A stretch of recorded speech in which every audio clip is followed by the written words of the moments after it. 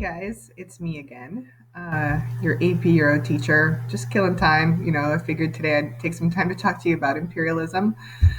So, the final topic that's going to be covered in the final topic that's going to be covered in the AP exam is probably going to be this imperialism. I'll cover a few things that come out of this as far as international rivalries, but let's talk first about the important developments of European imperialism. My daughter would like to say something. Comment down below if we have TikTok or Roblox. Bye. Don't. But anyway. Yes, do it. Okay. Yes, she. Do it. Okay. You heard her, guys. Anyway, if you guys noticed the chapter 24 tab, the artwork here shows exactly that. These are European people looking at the globe, each of them holding a grab bag. We've got the Russians, the British, and the Germans, and they're just pointing to parts of the globe. And they're just sort of, and it's interesting to see how the artist has represented them holding a grab bag. It gives you an insight into the mentality of the Europeans when they colonized much of the world during new imperialism. And so they were just grabbing things without really understanding what these territories held and what the future implications would be. They basically saw these as resources that were theirs for the taking. Look at the quote here. It says, "Imperialism is the final stage of capitalism" by Vladimir Lenin. Lenin, who we will talk about later, he was a Russian revolutionary, a communist, and he believed that capitalism was in decay, that we were living in what he called late stage capitalism, in the sense that capitalism was falling apart and would eventually not be sustainable. And he actually views imperialism as evidence of that. We'll get into why that is as well, but essentially he says that this is not sustainable. To a certain extent, he's right. This was not sustainable, as is evidenced by the fact that many of these colonies eventually did fight for their freedom or were simply decolonized after World War II, and then of course, the repercussions of what that meant. But we'll get to that later. Okay, so I want to talk a little bit about new imperialism and what that means. So, excuse me here while I fumble my way through this. Okay, so first of all, what is new imperialism? We've talked about imperialism before. The topic itself is not new, and it's different from old imperialism. Remember, back in the beginning of the school year, we did learn about imperialism, but old imperialism was driven by the three G's: God, glory, and gold. And this takes place, of course, during the Age of Exploration and the Renaissance. It was driven mostly by the Portuguese and the Spanish, and then, of course, the Dutch and the English. New imperialism is taking place in this new modern era of the industrialized world after the Second Industrial Revolution. And it has different motivating factors. So if you're taking notes, this is one of the main things you want to know, that new imperialism is new because it's industrial imperialism. You're right. This takes place during the Industrial Revolution, primarily the Second Industrial Revolution, with different products, chemicals, resources. Why does this happen during the Industrial Revolution? Well, because the Europeans were looking for new industrial resources like oil, rubber, steel, textiles. These resources came from, oil, for example, in the Middle East, rubber from the rubber trees of Africa, primarily the Congo, which we'll get into rubber harvesting and what that entailed during colonial times in Africa. Steel, of course, and textiles primarily from India, although being made in a much more different, efficient industrial way, which would be horrible for the Indian economy. Also, new markets. Colonial peoples were now consumers, right? People in Africa, Asia, the Middle East, and India. These were now consumers of European goods or American manufactured goods. If they weren't before, the Europeans and Americans would make sure of that. They often would force these countries to sign trade treaties that would essentially force them to buy goods that were made in Europe or American factories. One of those goods that were traded were weapons. So guns sometimes were traded to, uh, you know, African countries. These were often used in warfare against each other, but also just simply manufactured goods, in particular textiles. Another thing that drives new imperialism was racism. So there's this new take on race now in Europe. Now, I'm not saying that racism did not already exist. It was there. But you remember I told you in class that prior to the 1800s, very few Europeans referred to themselves as white. They referred to themselves based on their nationality. Nationalism has a lot to do with this, but they would have called themselves German or French or English or Scottish or Italian or Spanish. White wasn't really a term that was used. It was used in America because of the race based system of slavery and then later segregation. But Europeans didn't really talk about that. Now, really bad allergies today. Uh, in the late 1800s, during this time of new imperialism, suddenly white became a term that was used to describe Europeans. And this was solidified in Rudyard Kipling's poem, The White Man's Burden, which we're going to read. So, guys, if you need to hit the pause button, go into the Chapter 24 tab in the website and download the Chapter 24 PDF file of the reading packet. We are going to be reading The White Man's Burden. I'm going to read it with you guys so we can interpret what this poem means. Excuse me. It's not coronavirus. I just have really bad hay fever. Also, this is during a time of nationalism. Colonies became a source of pride. During the ages of rising nationalism, particularly in places like Italy and Germany, which were new countries at the time, showing off your colonies, being able to have a colony for the sake of having one was a symbol to other countries that you were strong enough to take one. And I want you guys to keep in mind, many people think of colonies as a way to make money, that they were very lucrative, but actually having a colony is really expensive. Sometimes they actually cause countries to lose money. Yet it was a source of strength and pride, and being able to have one was a sign that you obviously were an industrial and advanced country. So we'll get into how some of these colonies were actually money pits. They were not lucrative or profitable at all. So let me show you guys this painting. This is Neptune resigning to Britain the Empire of the Sea from 1847. This is sort of before the main scramble or mad dash for colonies took place in the later 1800s, because it's from 1847, even before the American Civil War. But this also shows you how strong Britain has always been in building its empire.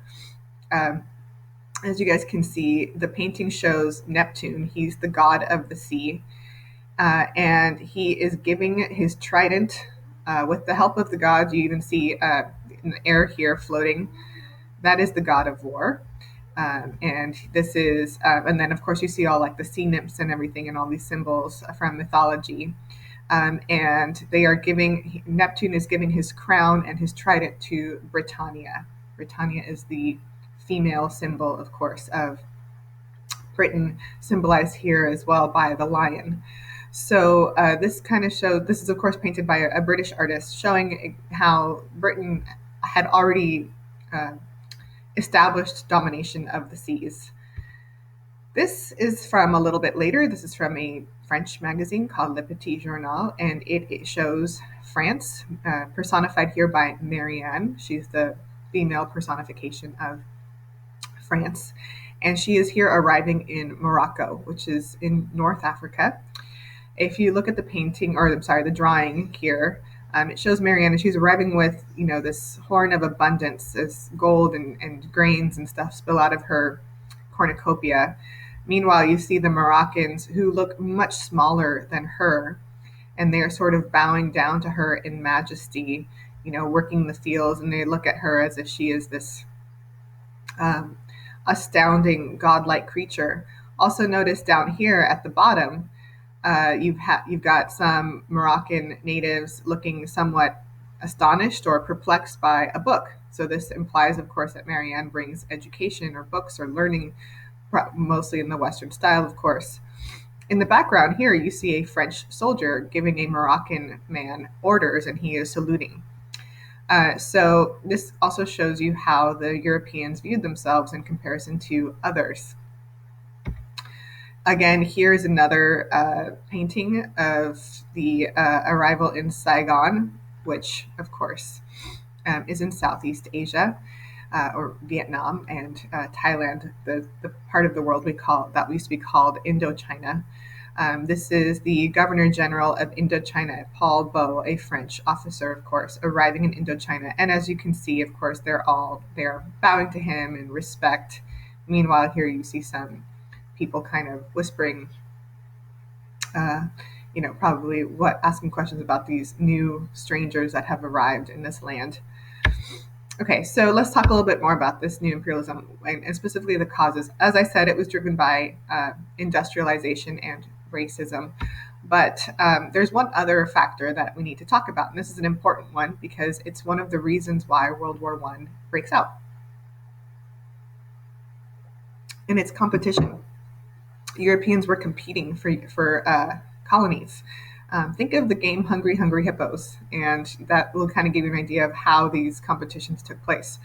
And it was actually really quite scary because now with industrial weapons, this competition could lead to war, and these wars, now with these new alliances, these new weapons could probably potentially be really deadly. Sorry, told you guys allergies. So of course, they were competing for the economic resources, for the international prestige. There's also a lot of patriotic fervor and nationalism, and having colonies was a way to show that. And in fact, nationalism was even taught in schools.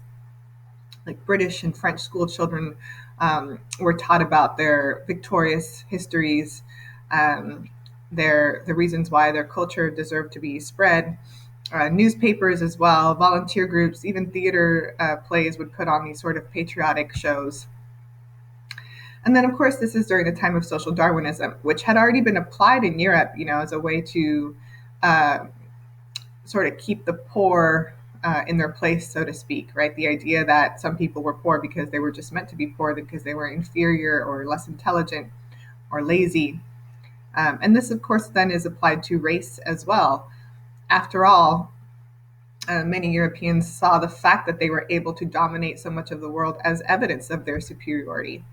There were also religious motives. Many missionaries viewed this as an opportunity to spread Christianity to other parts of the world. And of course, as a result, there are many nations in Africa and Asia that practice Christianity in different various forms. Many of the Christian missionaries view themselves as humanitarians. They did do a lot of humanitarian work. They brought hospitals and schools and orphanages. Sometimes they did try to change the customs of the local peoples if they were seen as, inhumane or unfair. But that also doesn't take away from the fact that many of the Europeans' actions were also inhumane and unfair. So, and they viewed this as part of their burden, right? The white man's burden. The economic motive, of course, colonies could make money if their colonies were rich in resources. But like I said, they weren't always profitable. As I said, Vladimir Lenin says that imperialism is the highest stage of world capitalism, but it was the peak of capitalism. The idea that countries would be taken over for the sake of profit, and in that taking over, some of these colonies would be left in poverty. But Lenin basically says there are only so many colonies to take. Once all the colonies are taken, then what? Then what's going to happen? The resources will be stripped, and eventually this will become an unsustainable system as the world is left in poverty, as most of the world is left in poverty. Was he right? I guess we'll find out. Here's an example of what some people viewed as the white man's burden. This is an advertisement for Pear's soap. So soap was kind of like this new luxury that had recently been untaxed. And they viewed, like, for example, the bringing of soap to other civilizations as evidence of Europeans' superiority. That supposedly non-whites were primitive or unclean. It's interesting to note, by the way, that many Europeans up until that point had never used soap because it had been too expensive for the poor to use. But now all of a sudden it was something to prove superiority. Okay, so the first continent that is going to, well, not the first, but I want to talk about this one first anyway. The first continent that will experience the savagery and quickness of imperialism will be Africa. And this event is known as the Scramble for Africa. So I got a couple slides here. And I also want to warn you that some of these pictures I'm going to show you are quite graphic. It's called the Scramble for Africa because it was just that it happened very, very quickly.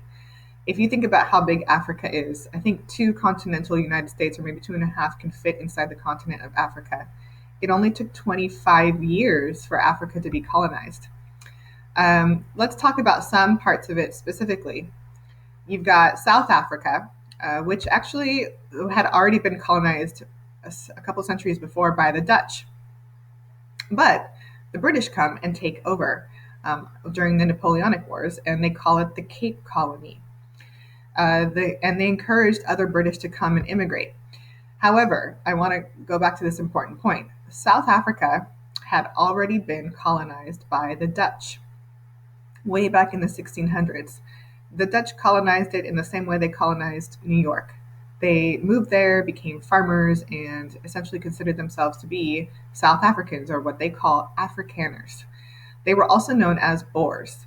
Boers were Dutch farmers, white farmers who were the descendants of the first Dutch immigrants, and they farmed for a living.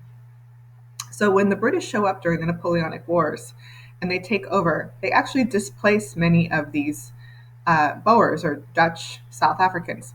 Now, this is an interesting dynamic because in South Africa, you've got the native South Africans, the Zulu tribes, the Xhosa people as well. And then you've got two types of Europeans. You've got the Dutch Boers, or Afrikaners, and the British. So in 1835, we're going back a little bit here in time. In 1835, the British had actually pushed the Dutch Boers, or Afrikaners, off their land. This caused the Boers, the Dutch descendants, to go on what was called the Great Trek. They moved north, away from the British. And there was a lot of tension, a lot of conflicts and fighting between the Dutch and British South Africans. And the Dutch South Africans, the Boers or Afrikaners, it's kind of confusing, they have several names. They settled in a region between what's called the Orange Free State and the Vaal River. This was known as the Transvaal. The Afrikaners, they actually speak a language that is sort of a mix of Dutch and English, and then there's a few African, Zulu words thrown in. So they speak a different language than Dutch, but it can be understood. They also speak some German as well. So during this time, some enterprising British men show up in South Africa. They see this, of course, as an opportunity. And the British feel that they have rightfully taken this land from the Dutch. After all, the Dutch lost it. They weren't, or technically, the Boers weren't strong enough to hold on to it. One of these men is a man by the name of Cecil Rhodes. And he founded several diamond and gold companies in South Africa. Many of these companies are still around today. He then seizes the land of the Transvaal. Essentially, the British have chased the Boers, the Dutch South Africans, and have essentially overthrown, or are trying to overthrow, the Boer government, which is a government made up of, again, white South Africans of Dutch descent. This is called the Boer War, and it takes place in 1899 to 1902. Interestingly enough, these are the exact same years that the Spanish-American War took place, in which the United States fought Spain to liberate Cuba from Spain, while at the same time colonizing the Philippines. So the late 1800s is the time of imperialism. Even the United States joins the imperialism game. The Boer War was a modern war. It was a short war. It was a war that certainly not a world war, but it was fought with modern weapons and some modern tactics as well.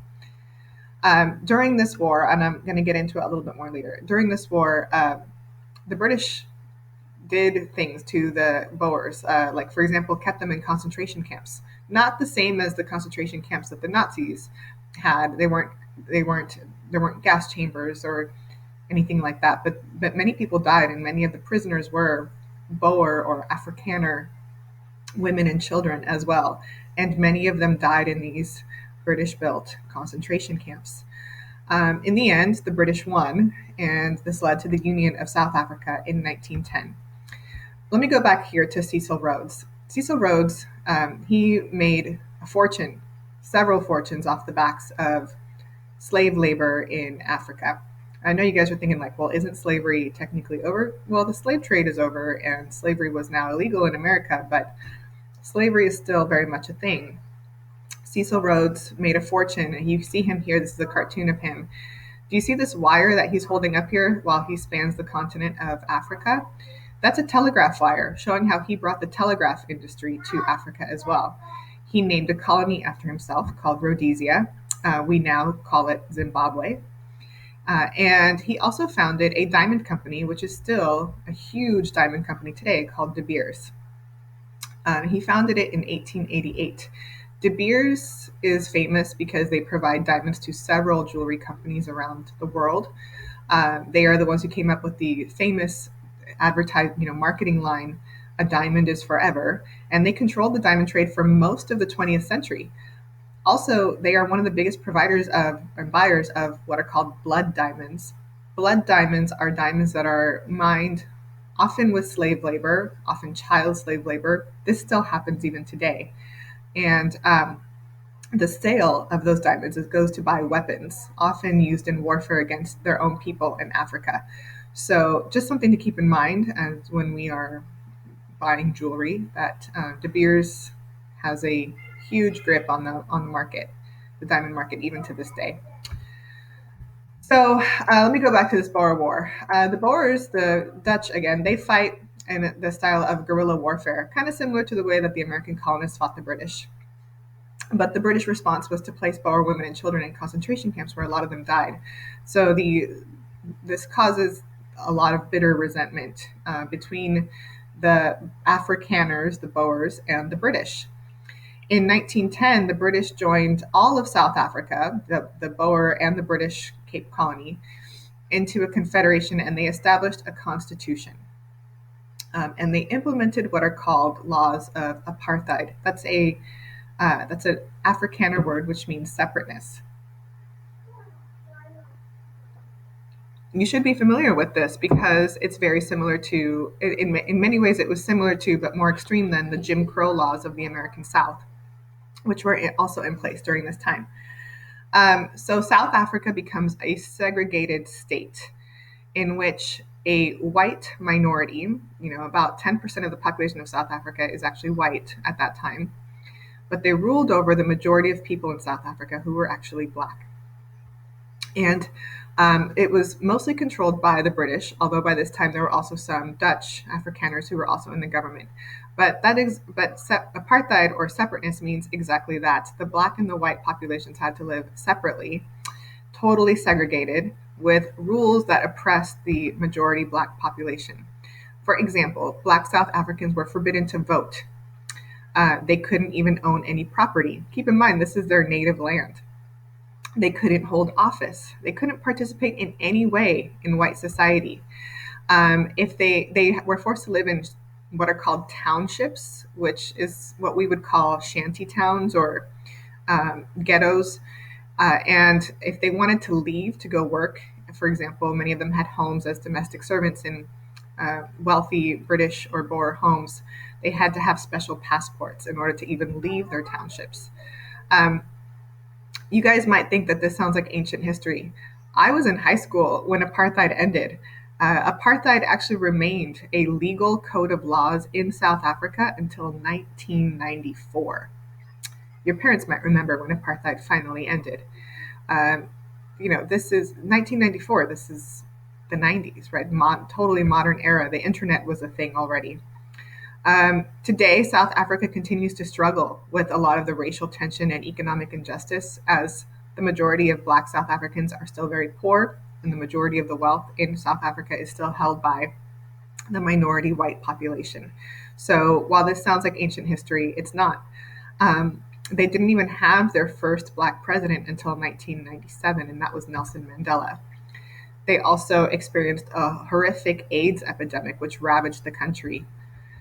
So here's an example of some of these diamond mines, right? This is in Kimberley, South Africa in 1900, and these were some of the miners that worked for Cecil Rhodes. But as you can imagine, they were paid horribly low wages, and many of them were even physically abused. This is a sign from apartheid South Africa. This picture was taken in the 1970s, not that long ago. Now look at the sign. This was to force segregation, to force Black South Africans out of what were deemed to be white areas. It's a sign that says, "Danger, natives, Indians, and coloreds. If you enter these premises at night, you will be listed as missing. Armed guards shoot on sight and savage dogs devour the corpse. You've been warned." So notice also it says natives, Indians, and coloreds. South Africa also had a huge influx of East Indian immigrants as well who moved to South Africa during this time. So here's a map of Africa, and you can see here how Africa was actually colonized. By 1914, we see all of Africa now has been colonized. You've got the blue here, the light blue, is French area. Notice that the French colonies of Africa are actually larger than all of France itself. Much of it is not populated. You've got, the Sahara Desert in here where not many people live. Libya was an Italian colony. The British, they have less territory than the French, but they have more populated areas. See here is South Africa. You've got Northern Rhodesia, which is obviously now Zimbabwe, Kenya, Uganda, the Sudan, Eritrea, Somaliland, and Egypt, as well as Nigeria and Sierra Leone. And then also the Germans, right? The Germans have very few colonies. They have one, two, three, four. And also, these are not the most prestigious or rich in resources. We'll talk about Germany's colonies in just a second. Belgium only has one colony, the Belgian Congo. But there's a very important story about this. This was actually one of the very first colonies to be taken. You've got some independence here. There's Liberia, which was actually established by some Americans as a place to send liberated slaves after the Civil War. And then you've got Ethiopia, then known as Abyssinia. Ethiopia was the one country, because they had access to Western weapons and machine guns, Ethiopia was the one country who managed to escape colonization, besides Liberia, of course. When Italy attempted to colonize Ethiopia, the Ethiopians successfully fought them off. However, in the 1930s, Benito Mussolini, the fascist dictator, will take his revenge and will colonize Ethiopia. Izzy, stop barking. Let's see here. And you can see also that Spain once was the leader of colonization here, and Spain has very few, right? They have like a little bit of Morocco, they've got some areas here in North Africa. Now, keep in mind that this was taken over very quickly. This is a scramble. Now, prior to the scramble for Africa, up until the 1880s, 1870s, some of Africa had been colonized. There had been some, but they were only in the sort of coastal areas. Like these areas in the edges here had been taken prior to the scramble for Africa. Certainly, many Europeans had set up port colonies as a place to trade, including the trade of slaves, for example, especially right here where we see, like, for example, the Gold Coast, Nigeria, Angola, and so on. But most Europeans had never entered into Central Africa. The heart of Africa had never been ventured into by Europeans because of the threat of diseases, the unknown. Much of this land had never been touched by white people at all. But now, during the Industrial Revolution, there were steam-powered boats that could go into the rivers. That's how they're going to get into the Congo. There were vaccines against tropical diseases that you could get in Africa. And so these advances made it possible for Europeans to now venture into the dark continent, which is what they called Africa, because it was unknown. So this happens very quickly. And again, here's a map of South Africa, the Transvaal and the Orange Free State, which start off as places where the Dutch Boers, the Dutch descendants, set up, and then eventually the British. This is the Great Trek. The British then come and take over. Okay, so let's talk about some of these other colonies. The Portuguese also had some possessions as well as the French. The Portuguese held on to the colonies of Mozambique and Angola for quite a long time.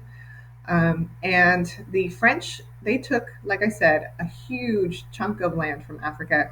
the French possessions territory was larger in area than France itself. Remember that they had already taken Algeria. This was done under the very unpopular Charles X as a way to score political points. So Algeria had already been colonized. They already had their foothold way back in the early 1800s. Then they take much of West Africa, Tunisia, North Africa, and Morocco. The British, they take the most prestigious, the most profitable, like they take Egypt, which holds the Suez Canal, to the Sudan. Belgium is an important player here. We haven't heard much about Belgium lately, but their story is unique and heartbreaking. Not the Belgians, I mean the Congolese people who were colonized by the Belgians. So Belgium was run by a king named Leopold II. And Leopold II actually was one of the first to really venture into the Congo, which is in the heart of Africa. It is the rainforest. And Leopold, he actually had read about the Congo from a British paper. So there was a British explorer named Dr. Henry Livingstone, and he had written in a paper that he was going to go into the heart of Africa, into the Congo, and explore. And then he was never heard from again for many, many years. So another British journalist slash explorer is hired to go and find Dr. Henry Livingstone. And he does. He goes in and he finds him living amongst natives as a doctor and as a missionary. And it's interesting to see how the natives treated Dr. Livingstone, almost sort of like with a worshipful appeal. So when Henry Stanley finds him, he says the famous line, "Dr. Livingstone, I presume," and because of course he's the only white man living there. And he keeps a journal of his travels and of what he has found there. And so, and then when he comes back, it's published in the papers. Well, King Leopold of Belgium reads this, and he reads that Henry Stanley has written about the Congo that it's a quote unquote barren wasteland. Keep in mind, this is the rainforest. You guys know the rainforest is not a barren wasteland. So he writes also that the natives of the Congo do not know how to use the land properly, meaning that they are not farmers; they are hunter gatherers. And he also writes that there's like a large amount of resources there. So of course Leopold sees dollar signs. Leopold hires Henry Stanley to go back and establish what he calls trade treaties with the natives of the Congo. Now, Leopold never actually intended to honor any treaty. He intended to take and enslave. So I'm going to talk about him again a little bit later. Germany also takes colonies, but they are one of the last to arrive. Remember, they were a sort of new country. They were one of the last to arrive in the whole imperialism scramble, and so they take kind of what's left. They take Southwest Africa, Cameroon, Togoland, East Africa, but these colonies were not rich in resources at all. The impact this is going to have on Africa is absolutely devastating. Africa will be divided up into several countries, political boundaries which make no sense, which were not really meant to exist. Tribes that were enemy tribes and rivals were forced into one country. Please stop. You need to go. Sorry.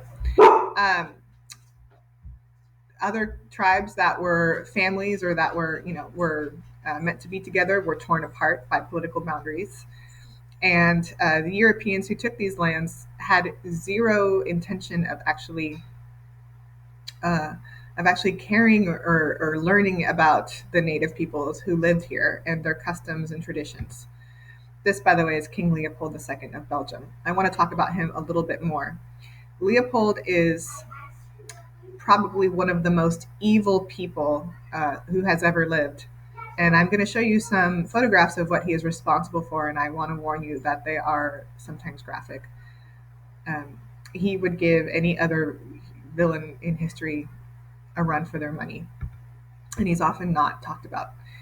In the Congo, some of the resources that were found were elephants. And so, of course, for their ivory tusks, which I don't know if you guys have ever heard the saying before, but nobody needs a tusk except for an elephant. Ivory was used for luxury products. And so Congolese natives were paid or sometimes forced or tricked into hunting elephants for their tusks. And this, of course, endangers the elephant population, which still hasn't, the African elephant population still hasn't recovered to this day. Let me go back here to Leopold. So Leopold II of Belgium, when he sends Henry Stanley to do his bidding to establish these quote unquote trade treaties, which were really unfair, Leopold had one thing on his mind, and that was money. And he was not intending to take the Congo as a Belgian colony. He regarded the Congo as his own personal property, not the property of Belgium, the property of Leopold, even though he sends Belgian troops to go and take it. When they were taken, the people of the Congo were divided into two different tribes, the Hutus and the Tutsis. And the Belgians that arrived tricked the Hutus and Tutsis into becoming enemies by using these sort of scientific techniques like measuring their noses or their heads and claiming that one tribe was superior to the other. And then they actually used one tribe, the Hutus, to dominate and oppress the Tutsis. So by dividing them and turning them against each other, he made it easier to dominate them. On top of that, one thing that was found in the Congo was rubber. Rubber comes from trees, and it is tapped from the trees in the same way that maple syrup is tapped from trees. It's a sticky substance that leaks out of the trees like sap. To harvest rubber is a complicated process. And Leopold was so hungry for rubber that what he did to the people in the name of this was horrific. I want to show you that in order to harvest the rubber, he would have to force the natives to work horrific hours in harvesting rubber. Of course, there was rebellion, and so Leopold came up with a way to fix this. First, he separated the women and the children and the men. Women, by the way, this is about to get graphic, so I apologize. Women were often systematically raped by soldiers to be impregnated. The whole purpose of this was to break up the families. You would not know who the father of the baby was. The children were forced to work as well, and so were the men. They were often mutilated. I'm going to show you another picture next that is graphic, and I apologize, but it's important. One way to ensure that the natives couldn't fight back but could keep working was to mutilate them by cutting off one hand or one foot. These are often children. One thing that they did was that they would cut a hand or a foot off of each child and man, often women as well. This ensures that they can still work, but they can't fight back. These pictures were taken by Christian missionaries who were working in the Congo at the time and were published in newspapers. The world, including Europe, was outraged at what Leopold had done, but he was never brought to justice, and he died one of the richest men in history. This cartoon shows, of course, Leopold's face on the snake that is strangling the people of the Congo. Today, you can actually read a little bit more or even watch a documentary on the impact that the Belgians had on the Congo. One book is called King Leopold's Ghost, and there's a documentary you can watch on YouTube called The Congo, White King, Red Rubber, Black Death. So one of the things that happened in the Congo as a result of this, as I said before, the Belgians divided the natives of the Congo into the Hutus and the Tutsis, and they turned them against each other, forcing the Hutus to systematically oppress and mistreat the Tutsis.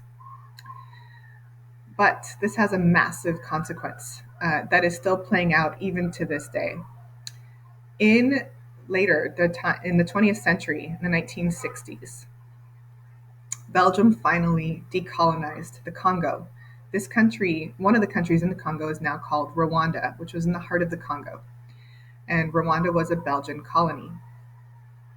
Well, when the Belgians left, Perhaps for some reason they had seen the error of their ways, and they decided that they would um, put the Tutsis in charge now as a way to try to make amends for all these years of hardship and oppression. So they figured, well, let's take the Tutsis, they've been oppressed all these years, let's now give them the power.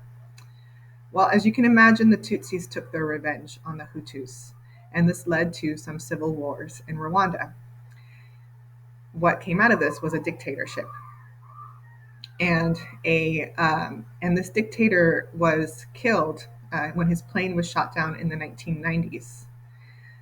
As a result, a civil war ensued in Rwanda in the 1990s, in about 1995 to 1996. And this led to the Rwandan genocide, where the Hutus decided to take revenge this time on the Tutsis for trying to take revenge on them.